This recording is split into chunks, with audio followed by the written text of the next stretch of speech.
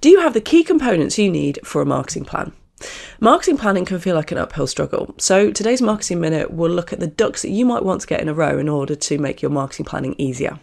Start with timeline. When do you expect to see results? This will be dictated by your business goals. So if you're not sure, consult with the decision makers in your organisation.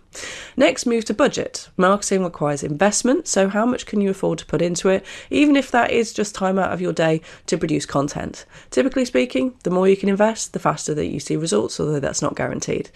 And finally, your marketing channels. The answers to the previous two questions will help to dictate this in combination with the target audience and where they hang out. Our downloadable guide, How to Create a Marketing Plan, has a table that helps you to evaluate the different options according to price and timeline.